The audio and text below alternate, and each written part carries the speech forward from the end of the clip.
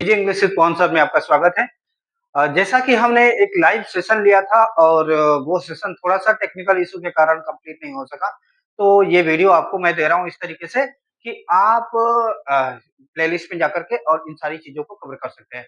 तो आइए हम सभी क्लास 10th के फर्स्ट चैप्टर की शुरुआत करते हैं, वो भी प्रोज की शुरुआत करेंगे और प्रोज में हम ऐसा सेशन बनाएँ कि हर एक चैप्टर को 3 सेशन में डिवाइड हर चैप्टर को 3 पार्ट में डिवाइड किया जाएगा और उस तीनों पार्ट के थ्रू आपका जो भी चैप्टर होगा उसको कंप्लीट कर लेंगे, चाहे कितना भी बड़ा क्यों ना चैप्टर हो।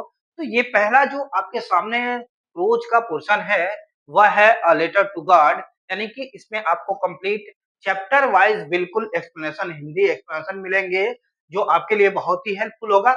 ये चैप्टर जो है अ लेटर टू गॉड अपने आप में एक ईश्वर के प्रति फेथ को दिखाता है, यानी कि एक लेंचो नाम का किसान है, वह ईश्वर के प्रति क्या रखता है अपना एक भरोसा रखता है, एक फेथ रखता है और उसकी क्या होती है फसल ड्यू टू हेलस्टोन्स यानी कि वर्षा के कारण, ओले पड़ जाने के कारण बिल्कुल क्या हो जाती है, खराब हो जाती है। तो उसी को हम यहाँ पर क्या करते हैं, एक्सप्लेन करते हैं एक स्टोरी के माध्यम से, जिसमें आपको एक फेथ दिखाई देता है, ईश्वर के प्रति क्या बिलीव है, वह किस तरीके से एक पत्र को ईश्वर से साझा करता है और ईश्वर से करेस्पॉन्डिंग करता है यानी पत्राचार करता है, उसके द्वारा बातचीत करता है। तो इन्हीं सारी चीज़ों को क्या होता है, इस चैप्टर में हम कवर करने का प्रयास करेंगे। ये हमारा चैनल है easy English with Pavan sir. अगर जो आज फर्स्ट टाइम इसको विज़िट कर रहे हैं, तो इसको ज़रूर से ज़रूर सब्सक्राइब करें और जितने भी हमारे पुराने व्यूअर हैं, वह लोगों के साथ इस वीडियो को शेयर करें। आइए हम शुरुआत करते हैं इसके फर्स्ट चैप्टर की और इसको देखते हैं हम लोग कि क्या इस चैप्टर में आपके लिए है। ओके?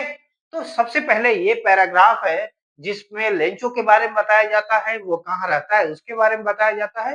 यानी इस चैप्टर में जितने भी रोल प्ले कर रहे हैं उनके बारे में चीजें क्या की जाती हैं, बताता है वो जो राइटर है। ओके, इसके राइटर हैं जीएल फ्लैंट।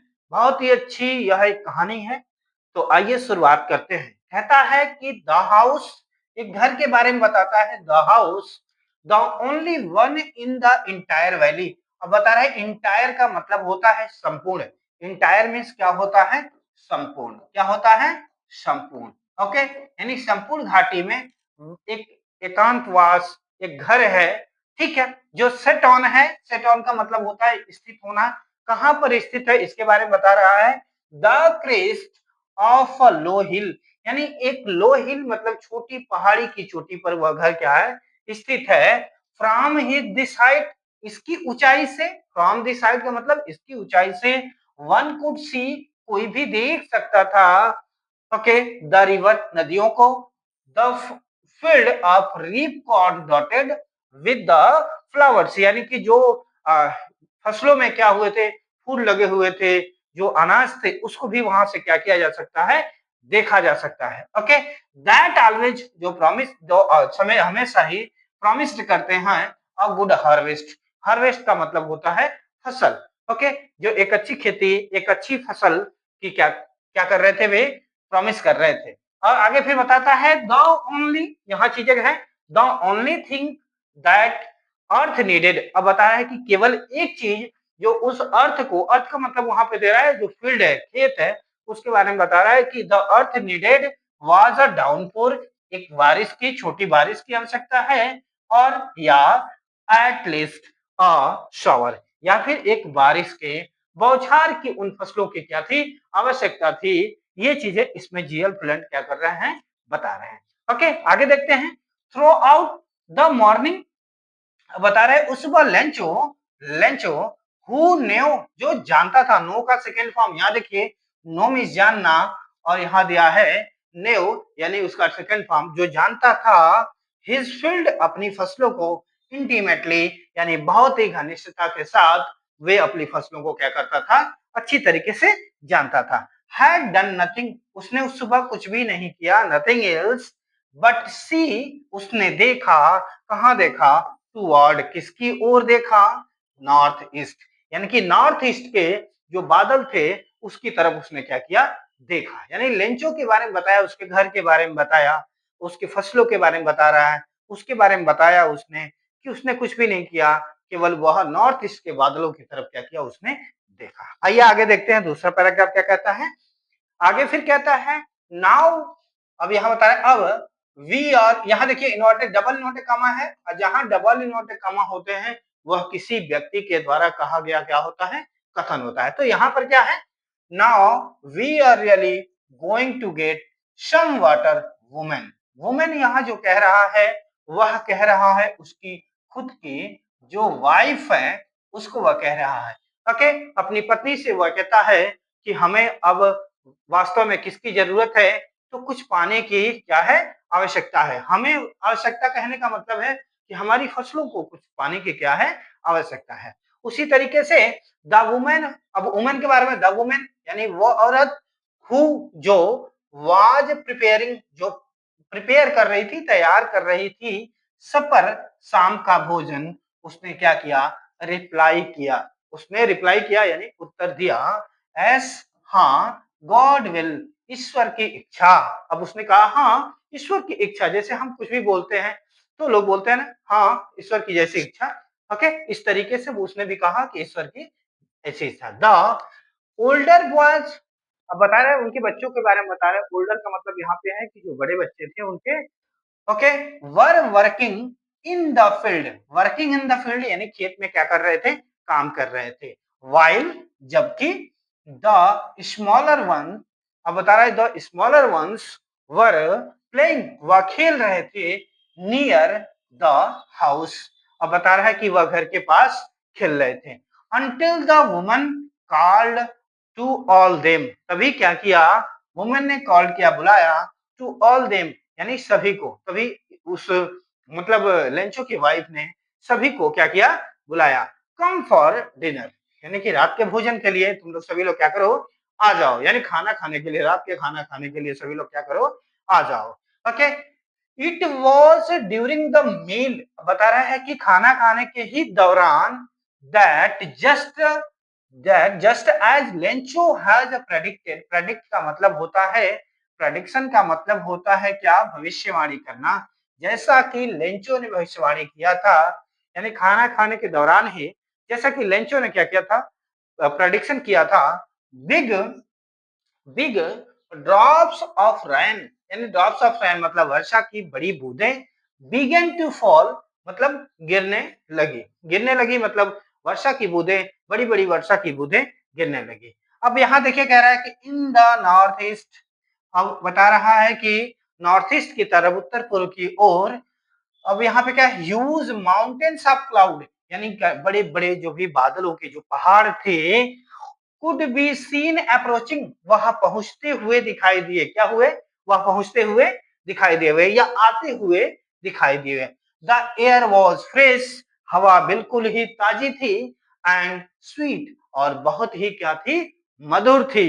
ठीक है, the man went, okay, the man went out, व्यक्ति लोग वहां पे जो लोग भी थे वह क्या हो गए, बाहर निकल गए, फॉर नो अदर रीजन, बिना किसी कारण के, देन हैव द प्लीजर, क्या करने के लिए, आनंद लेने के लिए, किस प्लीजर ऑफ फीलिंग्स यानी उस फीलिंग्स की, फीलिंग्स का आनंद लेने के लिए, किस फीलिंग्स का, क्या, the rain on his body यानी कि वो जो वर्षा थी, वो वर्षा के जो भी मतलब उनके शरीर पे जब पड़ती थी तो उसका आनंद लेने के लिए, उनका प्लेजर लेने के लिए थोड़ा वो घर से क्या हुए, बिना किसी रीजन के बाहर निकल गए। एंड व्हेन, और जब ही रिटर्न, ही एक्सक्लेम्ड, अब क्या, ही एक्सक्लेम, वह आश्चर्य के साथ अब क्या हो गए, अंदर चले गए यानी घर के अंदर चले गए। ओके, रिटर्न हो गए और वो कहने लगे, दीज अरेट, यहाँ देखिए डबल नोटे कामा है, डबल नोटे कामा कहने का मतलब ये है कि यहाँ पर क्या है कि ये बातें क्या हुई, कही गई हैं। तो वो बता रहा है कि दीज आर नॉट अरेट मतलब आर नॉट रेन ड्रॉप्स, वही बता रहे हैं कि ये वर्षा की बूंदें नहीं हैं, बल्कि क्या है, फॉलिंग फ्रॉम द स्काई यानी जो आसमान से ये गिर रही हैं, ये वर्षा की बूंदें नहीं हैं। अब बता रहा है they are new silver, new coins, sorry, they are new coins, ये नए सिक्के के समान है। ये कैसे किससे हैं, नए सिक्के के समान है, क्योंकि उस समय जरूरत ही बहुत ही ज्यादा थी, उनके फसलों को मतलब पानी की आवश्यकता थी। तो वही चीजें बता रहे हैं, यहाँ पर कह रहे हैं कि ये वर्षा की बूंदें नहीं है जो आसमान से गिर रही हैं, बल्कि ये क्या है, दे आर न्यू कॉइन्स, ये नए सिक्के के समान है। अब उनके बारे में बता रहा है, फिर वो कह रहा है कि ये नए सिक्के जो मतलब जो बारिश है, तो कह रहा है द बिग ड्रॉप, यानी जो बड़ी बूंदें हैं आर हैं 10 सेंट। अब उनके बारे में उनको बता रहा है कि ये जो बड़ी बूंदें हैं वह 10 सेंट्स पेसेस की हैं, ठीक है, एंड द लिटिल वन, और छोटे के बारे में बता रहा है आर 5 सेंट्स। अब बता रहा है कि ये जो छोटी-छोटी बूंदें हैं वह 5 सेंट के क्या हैं, बराबर है। ठीक है, इस पैराग्राफ में हमने क्या देखा, वो अपनी इस वाइफ से बात करता है, उनके बच्चों के बारे में बताया जाता है कि जो बड़े लोग हैं वो खेतों में काम कर रहे हैं और जो छोटे हैं वो घर के पास खेल रहे हैं। तभी क्या होता है, उन सबको उसकी वाइफ क्या करती है, बुलाती है डिनर करने के लिए। फिर सभी आते हैं, तभी क्या होता है, अचानक बारिश आ जाती है। सभी लोग अपने घरों से क्या होते हैं, बाहर निकल जाते हैं। ये चीजें यहाँ पर क्या होती हैं, देखा जाता है। ठीक है, आइए नया अगला पैराग्राफ देखते हैं हम सभी लोग आगे। फिर क्या कह रहा है, with a satisfied expression, satisfy मतलब संतुष्टि भरे, एक्सप्रेशन मतलब भाव के साथ, ही रिगार्डेड द फील्ड, उसने फील्ड को मतलब ही रिगार्डेड द फील्ड, उसने फील्ड को देखा। ठीक है, रिगार्ड क्या, of reap corn with its flower, यानी बता रहा है कि जो उसमें कुछ पके भी अनाज थे और फूल भी लगे हुए थे, वे अपनी फसलों को उसने क्या किया, रिगार्ड किया, ध्यान से देखा। कह रहा है कि ड्रैप्ड जो ढके हुए थे in the curtain of rain, curtain of rain का मतलब होता है कि बारिश तेज होती है तो ऐसा लगता है कि वह क्या हो गया हो, एक चादर या फिर क्या हो गया, पर्दा हो गया हो, बारिश का पर्दा लगा हुआ। तो उसी तरीके से बता रहा है कि उसने देखा कि उसकी जो फसल है वह ड्रैप ढक चुकी है, कर्टेन ऑफ रेन, वर्षा की चादर से, वर्षा के पर्दे से क्या हो चुकी है, ढक चुकी है। बट सडन, लेकिन अचानक, strong wind began to strong wind began to blow, और बता रहा है तभी तेज हवा क्या हो गई, चलने लगी, एंड अलोंग विद, और साथ ही साथ, the rain very large hail stones began to fall. अब बता रहा है कि जो बड़े बड़े हेल स्टोन का मतलब होता है ओला। ओके, क्या होता है, ओला। ओला कहने का मतलब ये है कि जो बर्फ के गोले गिरते हैं उसी को क्या बोलते हैं हम लोग, हेलस्टोन्स बोलते हैं, बारिश के साथ जो गिरते हैं। तो वही कह रहा है कि लेकिन साथ ही साथ थोड़ी देर बाद क्या हो गया कि वर्षा की जो मतलब वर्षा के साथ साथ बड़े बड़े ओले भी क्या होने लगे, गिरने लगे।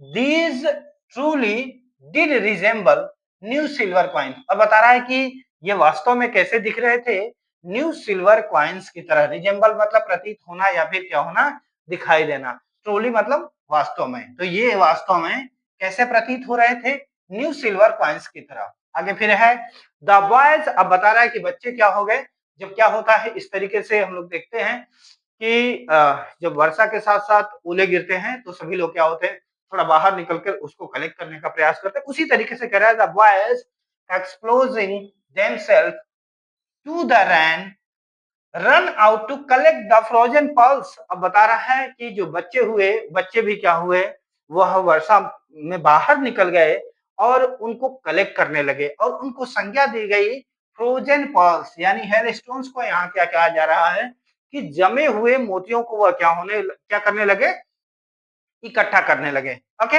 आगे फिर कहता है it's really getting bad now. अब बता रहा है द एक्सक्लेम द मैन, अब व्यक्ति ने कहा कि ये जो क्या है अब बहुत ही क्या है, वास्तव में बुरा है।